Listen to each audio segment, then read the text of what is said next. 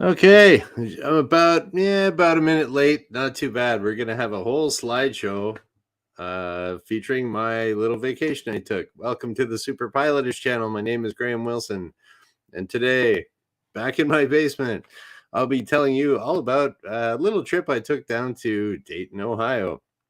And so, yeah, this will be this one will definitely be better than my last couple shows. So, hey, Daniel.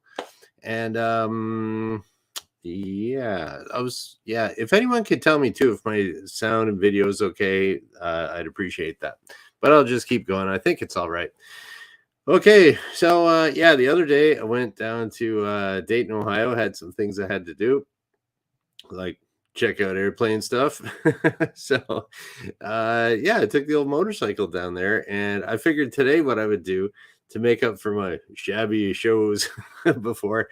I'm gonna do kind of like, in the old days you do like a slideshow, and like, oh, here's all the slides, click, here's another one, click, on the big screen, and everyone would get bored looking at, oh, it's kind of blurry, who are those kids. But yeah, so I'm just gonna kind of start off doing my trip. So I went down there. Oh, I'm gonna do my little cool, funky share screen thing here. We'll see how good I am. I've never done it exactly this way before, but we're gonna get. Okay, let's see if I can do this right. Share screen. How do we do this? Let's try this one. Hey, check that out. Okay, so, okay, yeah, thanks, Daniel. All right, so this is my motorcycle. I've made other videos about it, and yeah, it's a 1999 BMW R1100S. 25 years old, still running great. So yeah, I took that down there and down to Dayton, Ohio. From here, with like breaks and stuff, I like to take breaks probably about every hour or so, 45 minutes, just to stretch your legs, and then it's a little bit more I don't know, comfortable. Or when you get to your destination, you're not quite as tired. So from Windsor down to Dayton, about 4 hours or so. But you could probably, if you just drove it straight, you could do it in about, I don't know, 3.5. So let's see if I can be all fancy here with my next little thing. So that was just day one. I went down there. That was on Tuesday. And I got an itchy ear. Okay. Yeah. So on Tuesday, went down there, got a hotel, hung out, and stuff like that. And then on day two, that I was down there on Wednesday, that was kind of my, I guess, sort of busy day. And so what I did there was I started off the day. I met up with one of the guys that I interviewed on my show before, Joshua Lysick. So here's me and Joshua. He signed one of his latest books that I bought, and it's called Unhumans. It's all about communism and stuff. It's a little bit more political than I talk about on the show, but it's a good historical. Uh, yeah, how would you say it? It's a good historical view of, I don't know, just different parts of history and stuff like that, and how it has to do, with the Soviet Union, and I don't know, Spanish Civil War and stuff like that. So I don't know, just kind of like it gets put together in a nice little bit, and he co-wrote that with Jack Posobiec. Jack Posobiec's a big right wing guy down in the United States, but Joshua, I've met him before, and he was nice enough to be interviewed by me, and he was nice enough to sign my book too. So I got an autographed Unhumans. That's how we started off my day on Wednesday. Next slide, please. Let's see if this works. Hey, okay. Then I went riding around. So, oh wait, I'll bring myself back up here first. All professional and YouTubey. There we go. So after that, I was like, okay, what sites am I going to see? I'd already been to the Air Force Museum down there, and there's a monument to the Wright brothers that was it's kind of on the top of this hill. It's actually on the Wright-Patterson Air Force Base property. A bunch of this stuff is actually on the Air Force Base property, but they coordinate with other people. So I picked up this little handy thing. So if you are going to go to Dayton, Ohio, and you want to check out all the airplaney stuff, I would say kind of start off like where I did. and it's that big hill. What's the official name of it? I got this free map that was really really handy, and so that was called the Huffman Prairie Flying Field Interpretive Center, where the Wright Memorial is. So that's that one, yeah, just off of Kaufman Avenue. So that's sort of out by where well, it's on the Wright-Patterson Air Force Base property. So that's where I started off, and then I got this, and I didn't know it, but the Dayton, like that part, there's like kind of all these different little things around Dayton that are technically run by the National Park Service in the United States. So it's the Dayton Aviation Heritage National Historical Park, Ohio, is what they call it. But it's kind of like a broken up little national park kind of thing. And so there's little sites that you can go to, and you'll see people there. And it's kind of funny too, because if you ever go there, you see like, I don't know, Ranger Smith, or if you go to like some national park in the United States, they got their cool little, I don't know, it's like not really a cowboy hat, it's that park hat, the park ranger hat, and they have that even in the city. So it's kind of interesting. Yeah, so I went over there and just kind of checked it out. There's a little interpretive center, and you can kind of see different things here and there. And I'll kind of get to a picture later of they were making these. Okay, so it was kind of about, okay, what happened in with the Wright brothers when they're starting to build their airplanes and stuff. So in that center, the first one I went to, didn't get a picture of it, but I noticed this one thing where it said, this is where in 1904 an airplane made its very first circle. So like took off, they flew around and landed. So nowadays we call those circuits in Commonwealth countries, or that's how a lot of students learn how to fly, is they kind of take off, they fly around, land, take off, fly around, land, and then so touch and goes, if you call them that. But yeah, the first one was done out there. So I was like, oh, I got to check that field out. And that was pretty cool. So I picked up that little bit of knowledge. The other cool thing that I'll kind of tie in later in the show is that they had a few things in there kind of about, it was kind of like, okay, here was the Wright brothers doing all their stuff. And I mean, they did a lot of kites, and they built all kinds of different flyers and flying machines, and turned into when they started selling airplanes too, and then they became a flight school. So if you bought one of their airplanes for an incredible amount of money, you had to take lessons there, and they actually trained a lot of the original like Air Force pilots and stuff like that too. So I didn't know that the Wright brothers actually ended up having kind of a flight school or a training school. Yeah, so then I found that there was these little cones that they were developing for like for rockets and stuff like that to go up, and for really high temperature re-entry and stuff like that. That it was like for high temperature nose cones is what it was, and they were these little things kind of made out of this weird heat resistant epoxy kind of weird stuff. And then yeah, I thought, well, that's weird. It almost looks like string with some stuff. I wish I could remember the name of it. It was some kind of something poly. I wish I could remember. It's basically like a glue kind of thing. But anyways, they were experimenting with that later at the Wright-Patterson Air Force Base, because they did a lot of research and development there. So it's like the Wright brothers started it off at the Air Force. Well, and then it became the Air Force Base, and everyone is still doing lots of R&D there. So that's pretty interesting. Well, for me, because I'm a pilot and I like that stuff. Okay, so then I thought I'd get on my motorcycle and I would go, okay, over here. So there I am. So that field right behind my, I wonder if I can point this on here. Oh yeah, I got my little pointer over there on that screen. Yeah, so this field back here, that's where the Wright brothers did a whole bunch of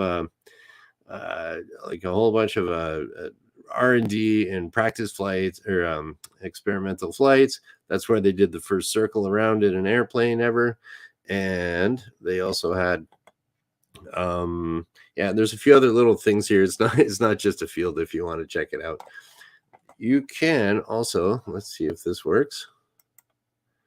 Okay, and here I was trying to take a cool picture with the thumbs up, and you see this little guy over here. That's the that little triangle type thing. Well, I will show you. I tried to get a picture of that and what it was attached to, but all my pictures turned out junk. So I will bring out the whiteboard next, and I will show you what that little triangle thing over here, what that little triangle thing is for. So here we go. Let's get out the whiteboard. Okay, so now this is something I never knew until you go to all these little things, national parks and things like that. Yeah, there's always some little thing you learn, and it's like, that's cool. I didn't know that. So I'm gonna get out the old whiteboard here, and so what they had was, okay, how do we have this? So you had this little triangle guy over here. We'll go left to right. We'll say the triangle guy is over here. And all right, so there's a triangle, and there's a cable attached to this triangle, and this is a great big weight that they would pick up. Then you would have the Wright brothers. They would actually launch the Wright Flyer. So here, okay, it was like they call it a monorail, but it was a 50-foot length of wood. Yeah, probably about that wide, and it was on. I didn't get a picture of it, but anyways, you put your Wright Flyer on there. Well, get a wing. How did that look? How good enough am I at drawing a Wright Flyer? I guess they had little things up here. Got some propellers on the back. Okay, and here's a guy here. Here's Orville. They would kind of lay down. Okay, so Orville is laying down here, and they had these funny things here on the front. Here's your wings, and they had the propeller on the back. But what they do is it would start back here, and there was a cable attached to it. Okay, attached to this thing. It would go around a little pulley there, and we'd come back here, little pulley here, and go up there. So what they would do, I don't know if you could see that. So this thing, it did the engine that they had. They did have a replica of the actual engine that they used for the Wright Flyer. It was just, it apparently was very unreliable. So, but they needed something light, so they traded off, some cast iron for some other iron, and it barely got the job done.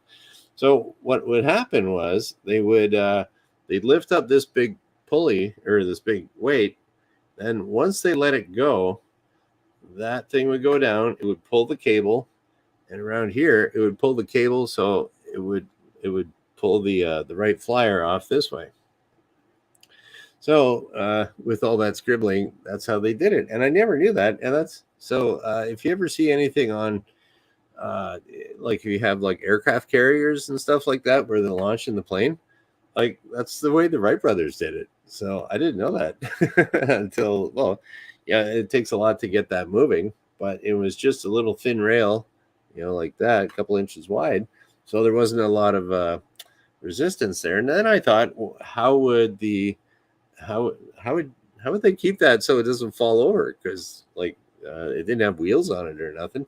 But what they used to do is whoever was flying it, the guy on the end would hold the wing, and he'd run along it and let it go. So if you ever see that really famous picture of Orville and Wilbur Wright, and there's they're on Kitty Hawk, and the one guy looks like he's running next to the airplane, that's because he was holding onto the wing to so it wouldn't fall over, and he was running along, and then he took off and did the first flight. So I never really knew that till I went there. So you learn so much. It also helps if you're interested in this stuff. Okay, more slideshows. Let's see what else we can do here. So I went out to that field, and there was some other stuff. You can see a hangar there. Let's see my other slideshow. Here we go. All right. What is my next one? I don't know. Okay, then here's me standing next to a great big tire. I've mentioned this on my show before that there's I don't know, I got my goofy face there. It's hard to tell like exactly how big that tire is with my camera lens and everything, but it's huge. It's probably about I'd say probably about 8 feet in diameter, and it's the biggest tire that was ever made, the biggest rubber tire. And I mentioned this before on the show, and I never got a picture of it. So this was at the Air Force Museum there, and I had already been to the Air Force Museum, so I kind of ran through it quick again. I wanted to see the outside a bit more, but I took a few snaps here, and I don't know if you can see.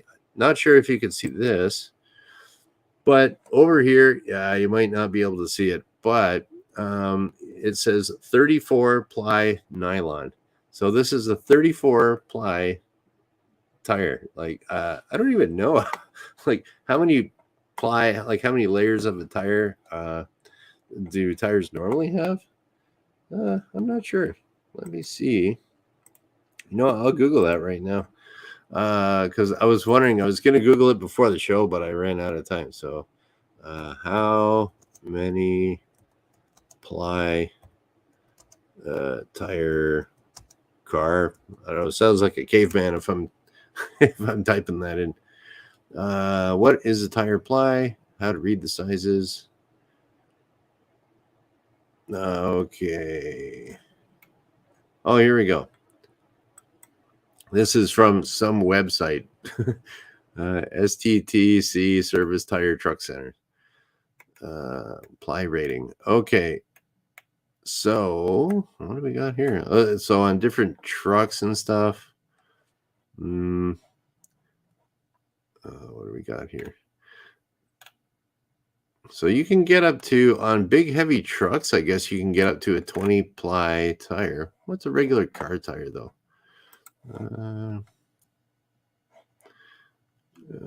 Okay. Tirebuyer.com. Let's see if that shows here. Okay. So I guess load range for LT tires. Okay. Let's see. Okay. So generally your most heavy duty tire that you're going to see on a car is about 12 plies. And this one here's got 34. So it's about, what is that? Oh, Shecky's here too. Hi. What's this? Oh, can I bring this up? Oh, yeah, 5 ply number. Yeah, so it's well, I never did that before. That's kind of cool. Yeah, so it was a 34 ply tire. It was like biggest tire ever made. It was, I just thought that it was so interesting. So, and then I took another picture here. So you can see this was the tire there. That's probably about 8 feet high. It might not be easy to see in the picture, but this is the airplane over here. That's a B-36. It's a great big gigantic airplane, big wingspan. I guess you could say it was kind of a precursor to like the B-52. They have a B-52 there at the museum too. I don't know how they got these planes in there. They're gigantic, and they barely fit, and they got to kind of angle them a bit because the wingspan's too. They must. I don't know. I don't know how they got it in. They must have tilted it kind of funny and then brought it in, and the tail like almost hits the ceiling. So it's like these are huge planes. Yeah, so this is about an 8-foot tire there, and the biggest one ever made. And then so that was like destroying runways, and it would go flat. And if you look at it, it kind of looks just like a regular tire that you'd see on any airplane, but on steroids, and it just got huge. Okay, let's just make everything bigger. But that didn't quite work because your the surface area underneath there was like that's a lot of loading on there. And if you get it flat, well, that's it. You got no backup. But over here, if you can see with my little pointer, so this one's it's got actually you can only see 2 wheels here, but there's actually 4. And so that whole truck system that multiple smaller wheel system was developed for the B-36. That was the first plane it was ever designed for, and that's what you see on your airliners now. So that was the very first. They said, well, we can't have if we just have 1 out of 3 blowing, the plane's still under control.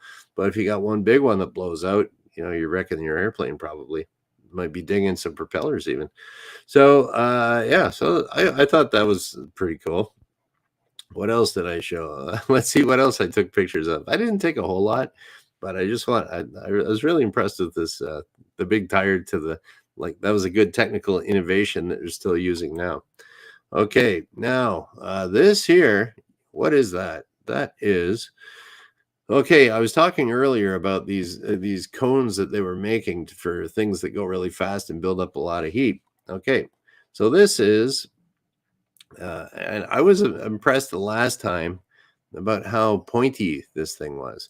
I'm gonna guess that that is machined titanium.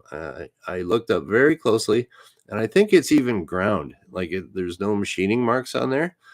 So and they just got some regular BS Phillips screws here for doing things. And this is on a SR-71 spy plane.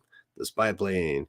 Yeah, Lockheed was it Lockheed SR-71, and that was like the super fast plane that they used to take pictures and stuff of all the bad guys. And I don't know how fast I could go. Mach 3. All right, I'm gonna have to check this out again. SR-70, and the thing is, anything people that know about the SR-71 are usually maniacs, and they know everything about it. SR-71 speed. We'll Google that up here. Yeah, I didn't do my research before this here. Lockheed SR-71 Blackbird. Yep. So, what was the speed? Design operational history. I'm just checking it out on Wikipedia. Performance maximum speed. Oh, okay. So it could go Mach 3.3. All right. So I was right about the Mach 3. And yeah, it was unobtainium. That's what it was made out of. So yeah, I thought that was so interesting. And I think I got another picture here. There's me standing. Oh nope, I didn't get a picture of me standing next to it. Nope, not that either. Okay. Anyways, that's part of a Lockheed SR-71. You'll have to take my word for it. All right. The other cool thing that I saw. Boom. Now this was a funny little. You've probably seen pictures of this in black and white, maybe, and it's like a flying saucer UFO thing that I remember, and you can see like this is for one person to sit in, and this is another person to sit in over here, and then that's your flying car from the 50s, right? So that was a experimental thing, but I never knew that this weird looking thing. Like I've seen pictures of people trying to fly it and everything like that. But it was actually this little flying saucer shaped thing that was actually invented in Canada. Like it was started by the AV Row company. And yeah, so it was like, yeah, some weird, goofy looking. It's got like in the middle, whoop, I don't know if you can see it. You can't see it here, but in the middle, it's got this big fan that sucks in air and then it blows it out all the way around the outside. And these little things on the bottom are little flappy things, so you could make this thing go around. And the Canadians were, the Canadians they said, okay, this weird thing is not going to work. Hey, Americans, do you want it? So the Americans got it, and they kept messing around with it till about 1958, and then it looks like they didn't quite make the Jetsons car. Oops. So anyways, and yeah, Daniel, I know what you mean. I was kind of hoping Wrench would pop in here today, but he'll that's okay. He's at work. And what else we got here? So there's a little flying car thing. I never knew that was made in Canada to start off with. So that's you always learn something new at these museums. Okay, now you might say, what is this thing here? Okay, I thought this was funny, and I think I mentioned it at on one of my other shows, and this it doesn't look like much, but where are we here? Okay, so this is actually on the inside of the very first Air Force One. So the very first Air Force One was who was that? Roosevelt was on there.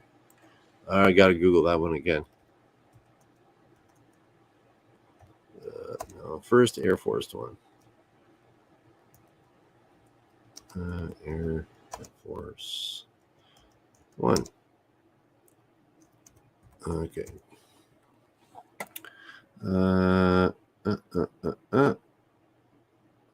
Eisenhower? No, that's not it.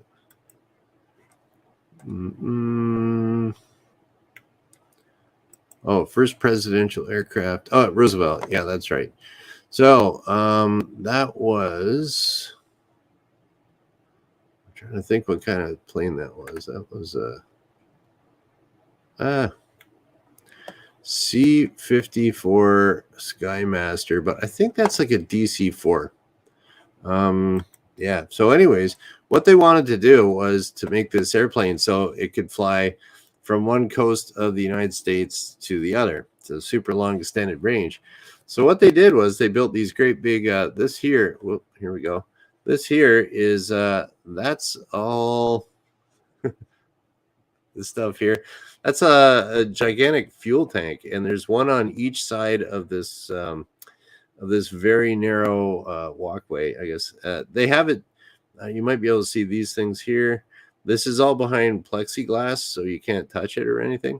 So you walk through this kind of narrow corridor of plexiglass, and you can see these are actually fuel tanks that are like internal and like just past the galley where they make the coffee and food and all that stuff. You walk by, and you got to remember too, this is like in the 1940s, so everybody's sitting there walking around smoking cigarettes and chomping on a big greasy cigar, and it's like, oh, let's just go in the back. We're just gonna walk by all these fuel tanks here.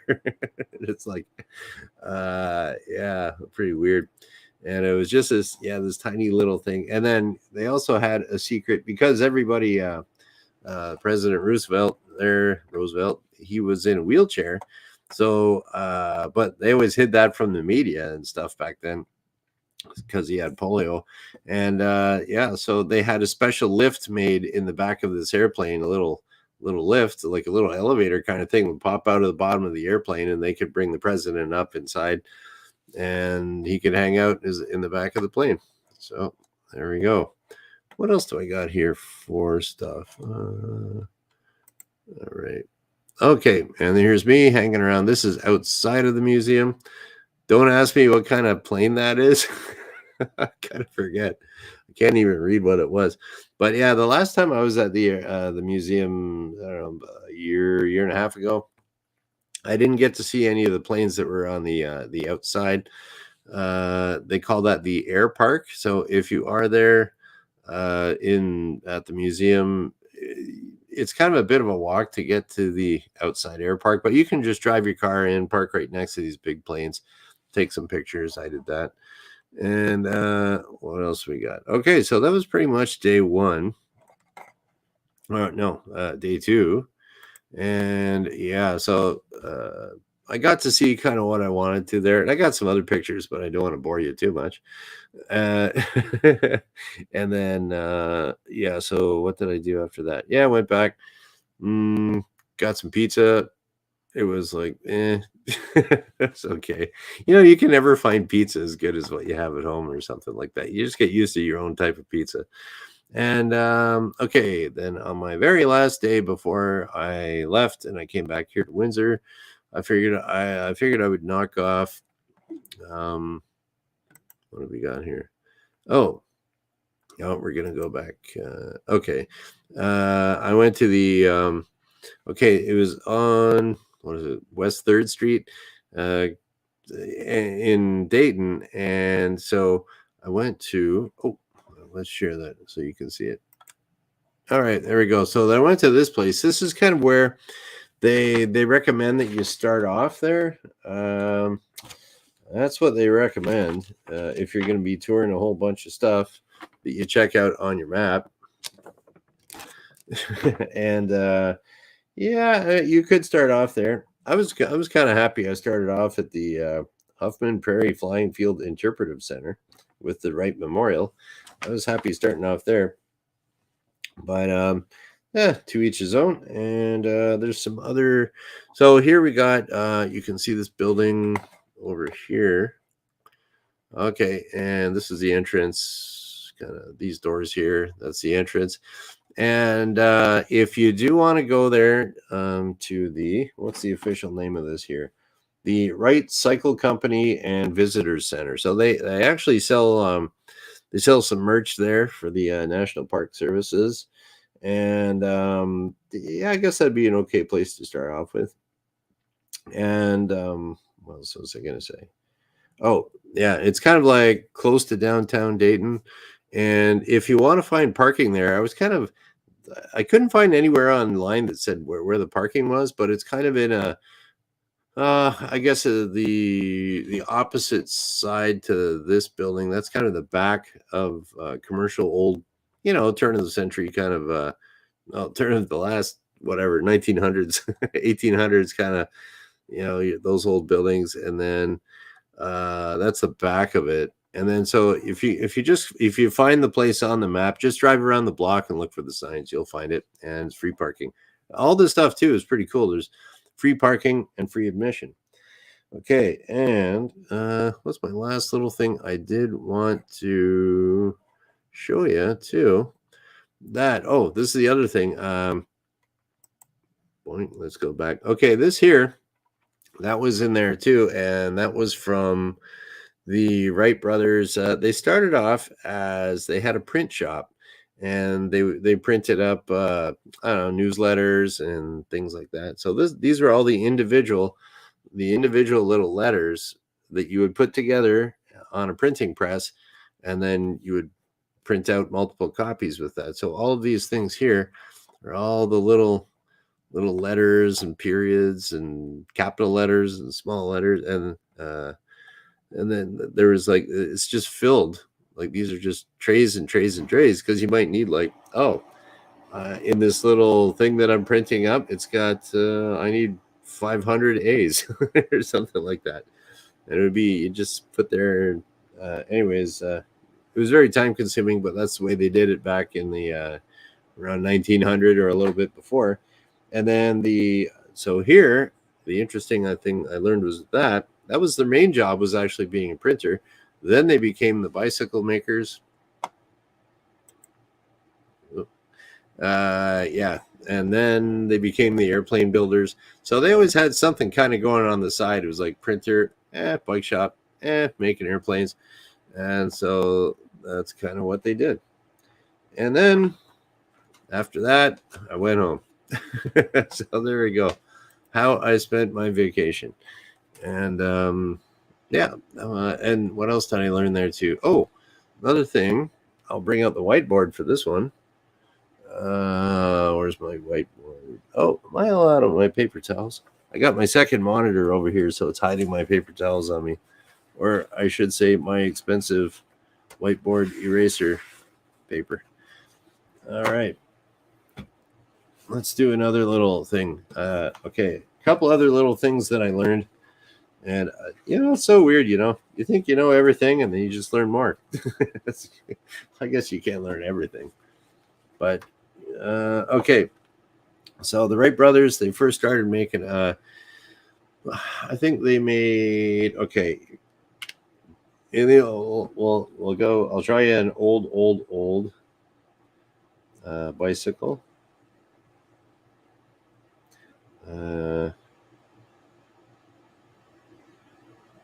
How do we do that? And you got your seat.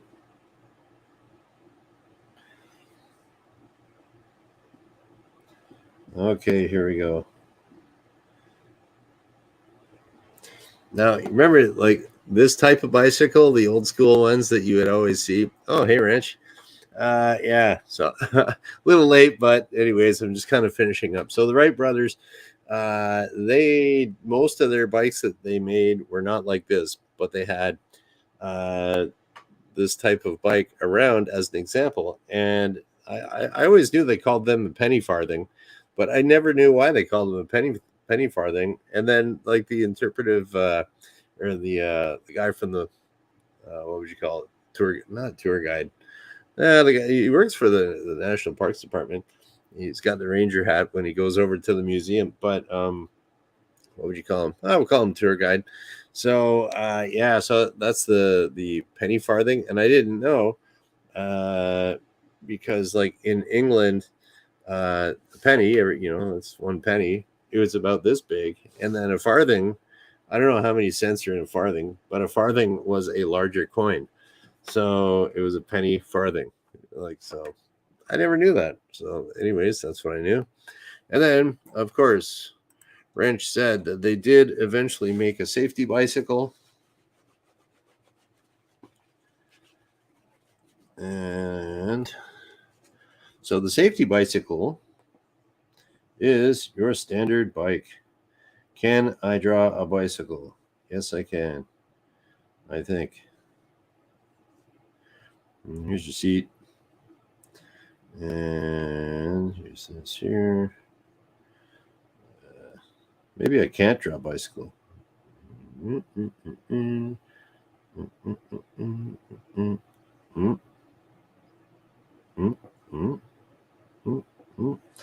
don't know. That's kind of like a 3D bicycle.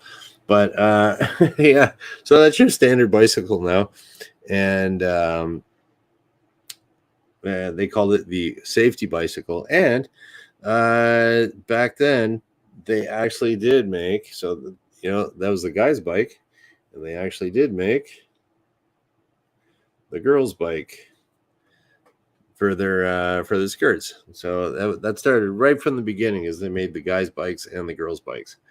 So, and that's mostly what the Wright brothers were doing, making safety bicycles, as they called them, because the penny farthings, if you jammed on the brakes, you go over the front of that big wheel. So that was safety bicycle. And yeah, that's what they called that. And the other thing that I didn't know about, I think, what else did I learn there? Oh, that when you're a little kid and you're riding your bike, you got your 1-speed bike, you want to lay a great big skid. So you get pedaling really fast and you hit the coaster brake and you do a great big skid. The Wright brothers invented the coaster brake, and I didn't know that either. So that was pretty cool. So yeah, you just kind of learn all these little things. Okay, what's this here? A farthing were a penny broken into 4 quarters, literally. Oh, I didn't know that. And then later farthing was 4 coins that added up to 1 cent. Oh, okay. Oh, so the penny was the big one, and the farthing was the smaller one. Oh well. Okay, something like that. I never looked into it. But anyways, that is how I spent my days. And yeah, too bad you're late, Wrench. I'm sure you would have had some good airplane commentary about this, but you can go back and rewatch it. Okay. Yep. So that's about it. Today is yeah. Oh, actually, you know what? I'll go through here.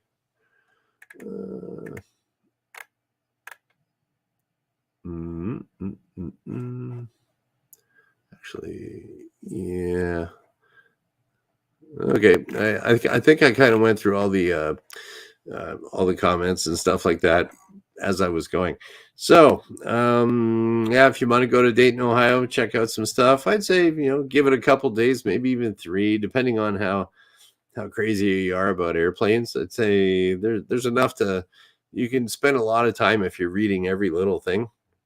The Air Force Museum there, give it 1 full 8-hour day.